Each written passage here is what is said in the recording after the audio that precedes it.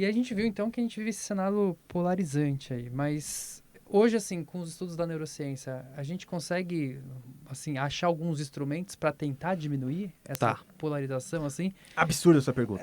Assim, mentira, eu tô... só queria soltar um elemento emocional aqui para mostrar que eu aprendi. Tô brincando. Assim, do ponto de vista... Cara, a gente tá lascado, então.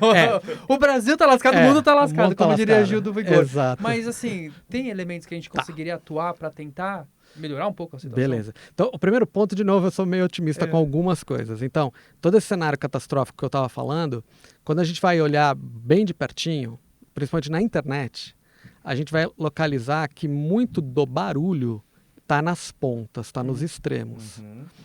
Então, tem umas pesquisas muito interessantes que eles tentam avaliar o quão radical é a visão que, sei lá, um democrata tem do que um republicano pensa e vice-versa.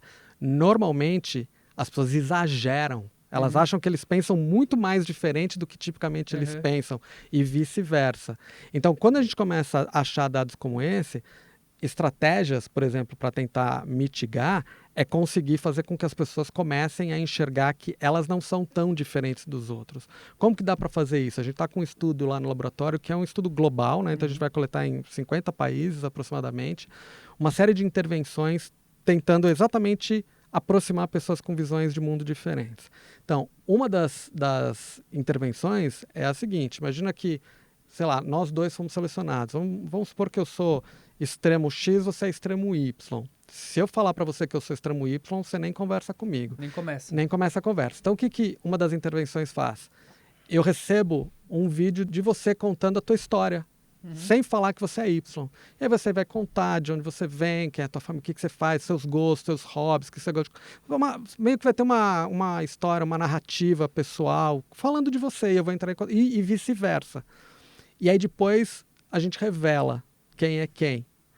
Tem um estudo bem bacana que testou isso para a democracia nos Estados Unidos, que foi conduzido pelo Robbie Wheeler, né, da Stanford, que eles mostraram que essa é uma estratégia que diminui ela aproxima. Tem uma outra estratégia que é usando bem a questão da cooperação. Então imagina que eu e você de novo, eu sou mais X, você é mais Y, beleza. E a gente é convidado para um experimento. Nesse experimento, quando a gente chega, tem uma série de pedaços dessa mesa. E a nossa tarefa é montar a mesa. Chegar e montar a mesa. Para quê? Para montar a mesa, para depois a gente sentar e tomar uma cerveja. Legal. E aí a gente vai montando. Então, esse é um trabalho altamente cooperativo. Lembra do começo quando eu estava falando do que faz aproximar socialmente? É estar junto, é tocar e tal.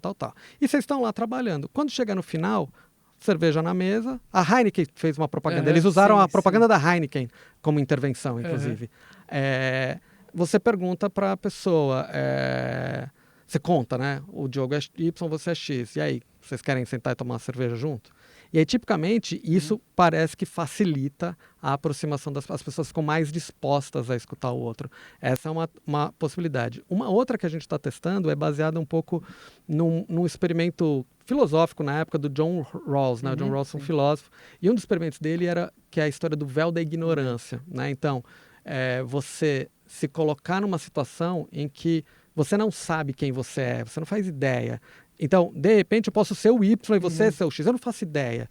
Porque tem muita estratégia que tenta fazer assim, se coloca no lugar do outro. Essas estratégias, elas dão muito errada. Muito errada. Muito. Por quê? Porque você não se coloca no lugar do outro, você já está pensando, então eu tenho que pensar igual o Y. Então, e ele é um... E ele é isso, ele é aquilo. Eu não quero ser desse jeito, eu não concordo com isso. Então, teve uma hype assim de, vamos promover a empatia.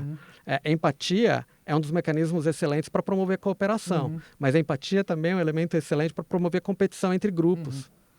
Assim, então aquela história que eu falei no começo, você está andando, vê um cara caindo, você vai ajudar, e aí eu falei, você vê um cara caindo, você não vai ajudar, tipicamente porque você reverberou em você o sofrimento dele e te fez ir lá e ajudar. No outro, por alguma característica dele, não reverberou nada e às vezes até pior. Você teve o que a gente chama de Schadenfreude, né? Você meio que falou... Schadenfreude foi um dos meus conhecimentos que eu adquiri com o Paulo Borges.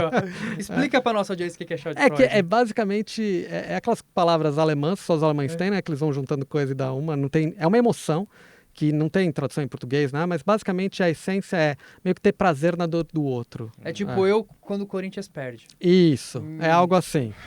Esse ambiente está ficando cada vez mais polarizado. Tá ficando complexo. E aí a história do véu da ignorância, então, seria mais ou menos, se coloca numa posição em que você não sabe quem é. Então, por exemplo, tem um estudo bem interessante que eles pegaram pessoas dos Estados Unidos, pessoas na China, e aí elas tinham que tomar decisões com relação à mudança climática. Era um experimento sobre mudança climática. E isso impactaria a economia desse. Então, tinha um setting, né, de experimento que, dependendo do que elas fizessem, teria consequências do ponto de vista econômico para as decisões. E aí eles compararam quando elas sabiam que estavam tomando decisões como americanos versus chineses e quando elas tinham que tomar decisão sem saber se elas eram os chineses ou se elas eram os americanos. E aí, basicamente, o que o estudo achou? Uma tendência à convergência. Ou seja, achar um meio do caminho que seja bom para os dois. Então, essa é uma das intervenções que a gente vem testando também no laboratório, né? Essa ideia de você se coloca num lugar que você não sabe qual é. E agora? Como que você julga? Como que você decide? O que você faz?